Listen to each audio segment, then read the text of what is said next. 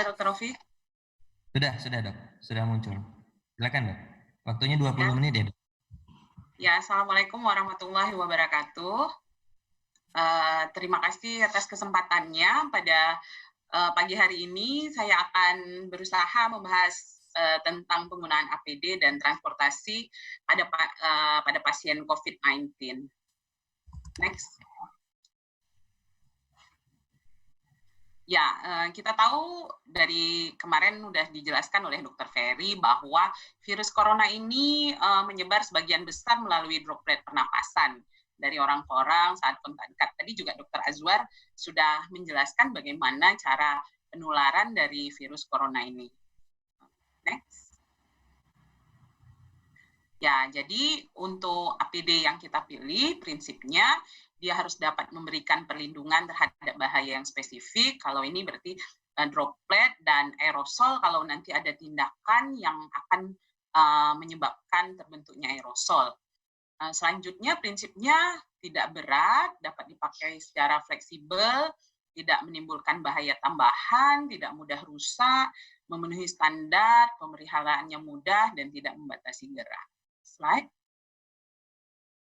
Nah, jadi prinsip umumnya digunakan alat pelindung diri yang sesuai sebelum kontak dengan pasien. Kenapa dikatakan sesuai? Karena untuk area-area tertentu, untuk tindakan-tindakan tertentu, nanti akan digunakan PPE yang berbeda. Slide. Nah, ini adalah APD atau PPE yang umum digunakan di sarana kesehatan, yaitu sarung tangan, gaun, apron, ada juga yang mendobel, di bawahnya gaun, di luarnya dipakai apron lagi. Nah, di mana gaun atau apron ini dia nggak perlu steril, dia harus cukup panjang, dia tahan air. Terus selanjutnya ada masker, Google, dan pelindung muka. Di mana masker ini prinsipnya harus menutup hidung dan mulut secara keseluruhan untuk mencegah penetrasi cairan, dan untuk Google dia disarankan untuk menggunakan dengan ukuran yang pas dengan kontur muka, sehingga dapat melindungi mata dan sekitarnya. Nah, kacamata pribadi ini nggak dapat menggantikan Google, dan Google juga nggak bisa menggantikan kacamata pribadi. Perlu dicari Google yang anti embun, soalnya kalau misalnya dia nggak anti embun, nanti waktu mau tindakan jadi buram. Ya, selanjutnya ada sepatu. Slide. Nah, ini penting untuk diingat bahwa urutan memakai dan melepaskan APD ini juga memiliki peran yang penting dalam memberikan perlindungan yang diharapkan. Pagi ini saya lihat di media sosial bahwa salah satu penularan yang besar itu disebabkan, diperkirakan karena kesalahan saat membuka APD. Slide. Nah, ini untuk pemakaian APD atau PPE ini ya. Jadi dilakukan checklist dulu. Satu, dipilih sarung tangan dan masker dengan ukuran yang tepat. Terus harus pastikan sarung tangan dan masker itu nggak robek atau berlubang. Terus pakai sepatu, terus cuci tangan dan keringkan. Selanjutnya pakai gaun. Setelah pakai gaun, pakai masker, pakai pelindung mata, pakai pelindung muka, dan pakai sarung tangan. Bisa dipertimbangkan untuk menggunakan 2 lapis sarung tangan. Slide. Nah, ini untuk gaun yang disarankan tertutup semuanya di bagian depan. Ada juga yang menyarankan kalaupun pakai coverall, kalau misalnya coverallnya tidak tertutup di bagian depan, nanti dilapisi lagi dengan gaun. Selanjutnya setelah memakai gaun, pakai masker, maskernya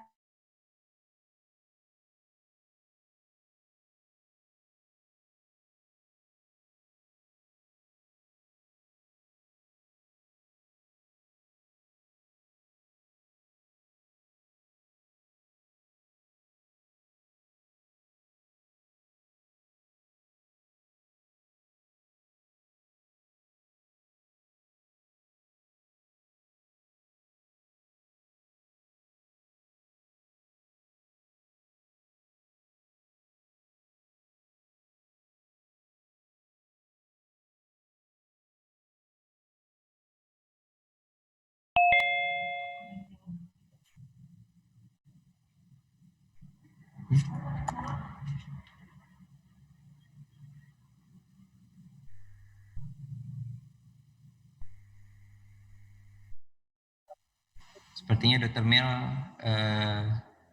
mengalami gangguan koneksi. Kita akan coba sambungkan ulang.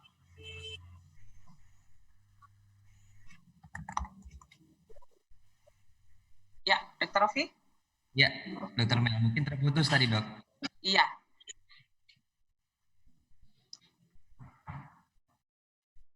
Ya. Oke, next. Silakan. Ya, tadi udah pakai gaun, udah pakai tadi. Selanjutnya ini memakai Google. Setelah memakai Google, pakai lagi face shield. Jadi karena ini prinsipnya adalah droplet, diusahakan untuk menutup semuanya, semua permukaan yang mungkin keciprat waktu dropletnya keluar. Dan untuk pemakaian sarung tangan diusahakan tertutup semuanya sampai menutupi ujung dari gaun yang dikenakan. Next.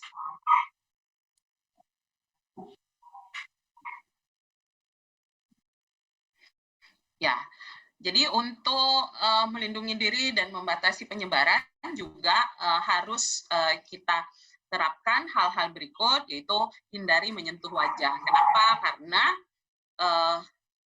ya kita nggak tahu tangan kita sudah menyentuh apa saja. Jadi waktu kita menyentuh wajah mungkin nanti ada kontaminasi dari tangan yang akan pindah ke wajah. Selanjutnya, kurangi menyentuh permukaan, terus ganti sarung tangan ketika robek atau terlihat kotor atau sudah terkontaminasi. Dan seperti yang disarankan, lakukan cuci tangan 5 moment dan segera setelah terasa kotor atau terkontaminasi. Next. Ya. Nah, untuk membuka APD, yang pertama dibuka pasti yang paling kotor ya, yaitu sarung tangan. Kita tidak menyentuh bagian yang kotor. Selanjutnya dibuka Google. Jadi bagian depan itu adalah yang paling terkontaminasi. Jadi untuk membuka Google juga hindari untuk menyentuh bagian depan. Pilihlah untuk memegang bagian samping atau ikatan yang di belakang. Selanjutnya setelah membuka Google, begitu juga dengan face shield ya. Face shield juga bagian depannya terkontaminasi, jadi jangan disentuh bagian depannya. Next. Nah, untuk gaun, bagian depannya juga terkontaminasi, jadi waktu dibuka diusahakan digulung, jadi yang ada di bagian depan akhirnya nanti saat dibuang adalah bagian dalam yang relatif lebih bersih. Untuk masker juga usahakan untuk memegang talinya saja, tidak menyentuh-nyentuh bagian depan yang paling terkontaminasi. Ini yang bisa di-reuse, nanti ditempatkan di tempat tersendiri yang tertutup juga. Untuk yang tidak bisa di-reuse, dibuang ke sampah medis ya. Next. Nah, ini setelah membuka APD atau PPE tadi, segera cuci tangan. Biarpun tadi kita bilang kita nggak pegang-pegang bagian yang kotor, tapi mana tahu ada yang terkontaminasi. Slide. Nah, ini ya. Jadi prinsipnya yang paling depan tuh yang paling terkontaminasi, usahakan hindari untuk menyentuh bagian tersebut saat membuka APD. Slide. Nah, untuk transportasi sendiri, slide. Nah, prinsip umumnya hindari kontak langsung yang tidak perlu.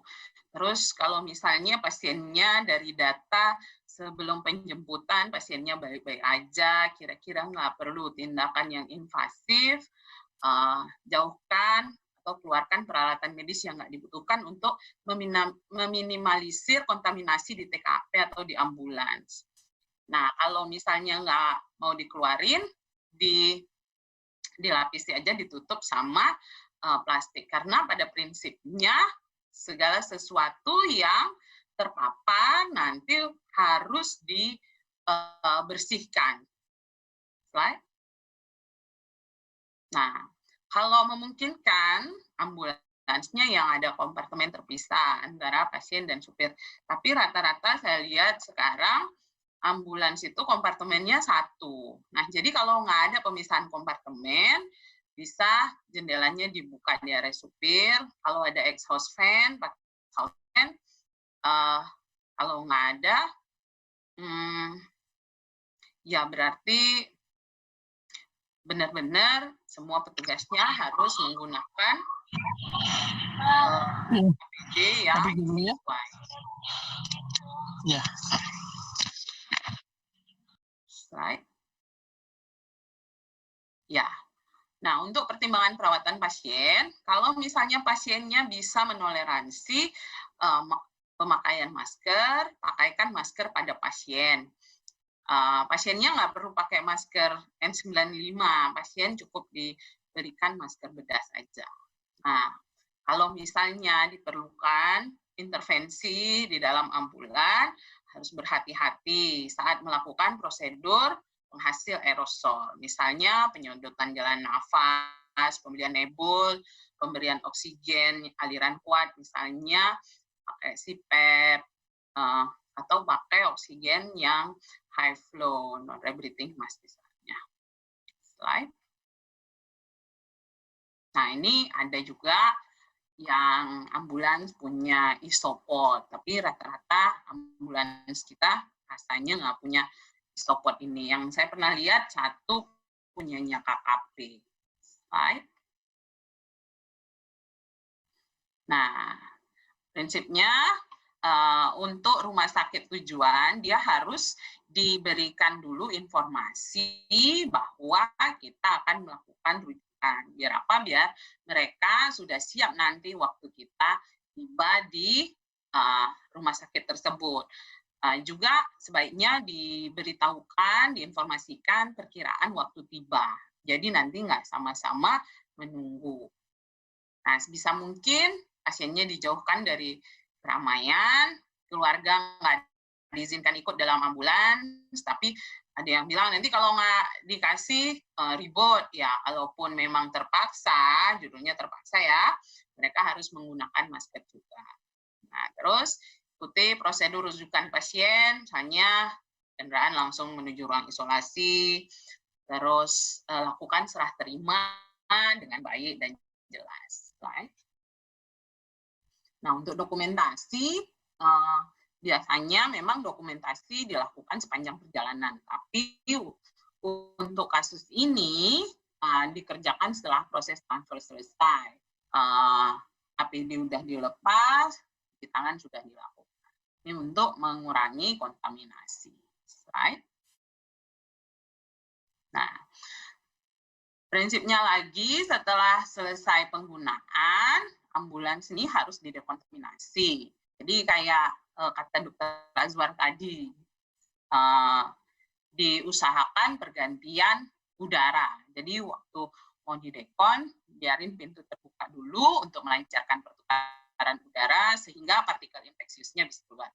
Jadi dengan kayak gini artinya nggak boleh didekontaminasi, dicuci di ruang yang dekat dengan kerumunan orang. Selanjutnya, saat membersihkan kendaraan, tugas juga harus memakai PPE untuk mencegah percikan saat pembersihan. Slide. Nah, ini semua permukaan yang kontak dengan pasien atau alat-alat yang terkontaminasi selama perawatan pasien, misalnya stretcher, lantai, mobil, dinding mobil, itu harus dibersihkan, didesinfeksi dengan menggunakan cairan yang teregistrasi sebagai desinfektan. Penggunaan klorin juga dibolehkan dengan campuran seperti yang sudah dianjurkan oleh PPI. Untuk pembersihan alat medis, dia mungkin harus menggunakan bahan-bahan sesuai dengan instruksi pabrik. Kenapa? Karena klorin itu sendiri dia bisa menyebabkan karat. Ya, jadi hati-hati juga dengan penggunaan klorin karena dia menyebabkan karat. Untuk peralatan medis tertentu gunakan pembersih sesuai dengan instruksi pabrik. Nah, untuk linen disarankan penggunaan linen single use. Tapi kalau nggak ada, kalau harus dicuci, ya waktu dibuka jangan dikerbas karena dengan dikerbas nanti kontaminannya bisa terbang kemana-mana. Slide. Nah, ini kesimpulannya, kalau mau transport, sebelumnya harus lakukan komunikasi medis, diminimalisir jarak kontak, terus jaga jarak, terus sediakan PPE dalam jumlah yang cukup. PPE ini APD ya, gunakan APD yang sesuai, perhatikan dan laksanakan urutan pemakaian serta pelepasan sesuai dengan checklist, terus sediakan desinfektan yang standar, dan lakukan penggunaan ambulans. Nah, ini untuk yang single use, PPE, penggunaan linen ini tergantung dari ketersediaan yang ada sama kita. Artinya gini, kita belum tahu ini akan terjadi sampai kapan dan stok kita ada berapa banyak. Untuk penggunaan masker N95 yang tadinya single use karena keterbatasan ketersediaan barang, sudah ada prosedur untuk penggunaan kembali. Begitu juga dengan APD yang lainnya. Jadi ini kalaupun misalnya yang tadinya single use mau di reuse, untuk handlingnya juga harus diperhatikan dengan baik. Saya rasa itu saja dari slide saya. Saya kembalikan kepada moderator. Baik, terima kasih Dr. Melia atas presentasinya. Mungkin akan saya awali, Dok, untuk sesi pertanyaan di sesi kali ini berkaitan dengan transport. Bagaimana prosedur transportasi yang memakan waktu yang jauh, lama, mungkin 12 jam. Bagaimana kan seorang tim atau tim yang akan turun ke membawa pasien ke lokasi tujuan, dalam hal ini pusat rujukan COVID, itu perlu istirahat, Dok. Mungkin punya 12 jam, bagaimana mereka untuk istirahat, sholat, dan makan? Apakah mereka singgah di masjid terdekat, restoran terdekat, bagaimana prosedurnya? Apakah memang tidak boleh sama sekali? Gimana, Dok? Nah, ini yang jadi pertanyaan juga. Jadi ini jadi pembicaraan yang hangat. Jangankan untuk transport yang panjang, tapi untuk shift-shift yang panjang juga jadi pertanyaan. Di beberapa tempat bahkan untuk ke kamar mandi aja,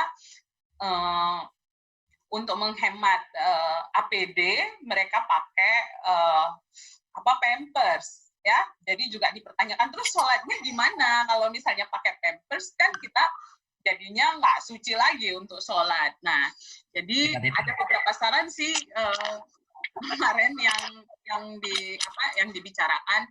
Salah satunya mungkin dengan merubah jam shift jaga, jam mulai shift, jam akhir shift. Jadi dipas-pasin dengan waktu sholat. Jadi ini agak susah juga ya kalau berkaitan dengan agama gini, kayaknya harus ditanyakan ke ahlinya. Tapi pada prinsipnya kita harus menghindari kontak dengan orang yang dengan keramaian lah, apapun itu ceritanya. Prinsipnya seperti itu. Kalau mau disetting bawa rantang sendiri atau yang lainnya, nah itu teknis di lapangan kira-kira bagaimana. Jadi ya pasti, tapi nggak juga berhenti untuk makan. Karena gini, selama ini saya melihat kita menggunakan APD, tapi kewaspadaannya tuh masih setengah-setengah. Artinya saya pakai, terus waktunya break, kita buka dulu, kita gantung, terus nanti kita pakai lagi. Sebenarnya pada prinsipnya kalau udah dibuka ya udah on, kayak orang operasi juga udah on, jadi harus ganti lagi sama yang baru. Enggak juga itu dipakai kemana-mana, artinya kan kalau dipakai kemana-mana kita memindahkan kontaminasi. Jadi mungkin ada beberapa hal yang harus kita perbaiki, dan prinsip-prinsipnya itu harus kita semua pegang. Baik, terima kasih Dokter. Ya. Mungkin di chatnya Dokter Melia sudah masuk, ada pertanyaan, Dok? Kayaknya nggak ada ya. Belum ada ya. Baik, Bapak Ibu sejawat dokter. Satu nih. Ya, silakan. Satu, APD yang baik dan benar. Apa nih yang ingin saya tanyakan, kalau seandainya kecolongan, nggak memberitahu bahwasannya pernah bepergian ke luar negeri dengan salah satu gejala klinis, tapi di saat ditangani di IGD dengan kondisi dengan masker, apa yang harus dilakukan untuk mencegah kontaminasi? Nah, ini ya, yang saya bilang tadi, APD yang sesuai untuk tempat-tempat dan jenis tindakan yang akan dilakukan. Jadi, karena ini kita masih menganut prinsip ya, bahwa kontaminasinya lewat droplet, jadi sampai saat ini dirasakan masker bedah itu cukup. Kalau kita tidak melakukan tindakan-tindakan yang menimbulkan prosedur aerosol, ya. Jadi sebenarnya ada atau nggak ada pasien, kewaspadaan kita tetap harus tinggi. Jadi di tempat-tempat pelayanan, misalnya itu di IGD atau poliklinik, prinsipnya kita harus pakai APD bedah, masker bedah, terus pakai Google, pakai face shield, terus pakai penutup kepala. Kalau cowok terutama ya, atau nanti setiap pulang dia harus keramas terus pakai gaun bedah. Jadi ada enggaknya pasien COVID ngaku atau enggak, paling enggak kita sudah melakukan perlindungan yang standar lah, kita bisa katakan seperti itu. Kalau memang udah terlanjur nggak pakai APD standar, gimana ya? Prinsipnya tuh udah terkontaminasi, jadi untuk mencegah terjadi efek lebih lanjut, mungkin yang harus dilakukan adalah meningkatkan imunitas tubuh. Menurut saya seperti itu, Dr. Ovi.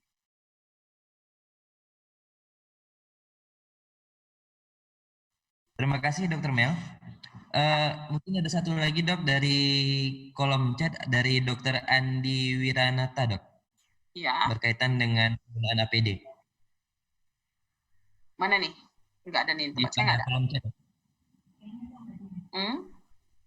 Dr. Andi, sudah ya, Dok? Mana ini? Dr. Andi? Atau saya forward sebentar, Dok? Boleh. Oh ya itu yang Andi itu tadi yang saya omongin. Ya. Baik. Kita lanjutkan ke Dr. Arika nih, Dok. Mau menanyakan tentang APD paling tepat untuk pelayanan ANC oleh Dr. Objin saat pemeriksaan seperti WSG.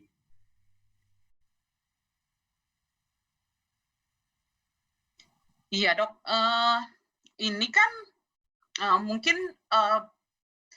kalau USG kan prinsipnya nggak ada yang bisa menyebabkan aerosol. Jadi prinsipnya masker bedah, terus gaun, Google boleh untuk melindungi mukosa mata, terus pakai face shield juga, Dok, untuk untuk apa? Untuk perlindungan. Gitu, Dok. Baik. Dari Dr. Arika bagaimana? Ada yang ingin didiskusikan langsung bersama Dr. Mel, Dok?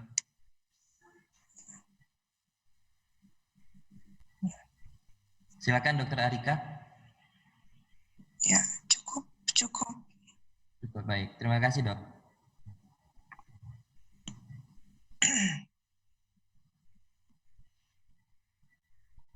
Ya, jadi mungkin yang jadi pertanyaan adalah kapan saya harus pakai coverall, kapan cukup gaun bedah. Nah, ini yang terakhir sih dari Kemenkes saya dapat tentang panduan pemakaian APD, coverall,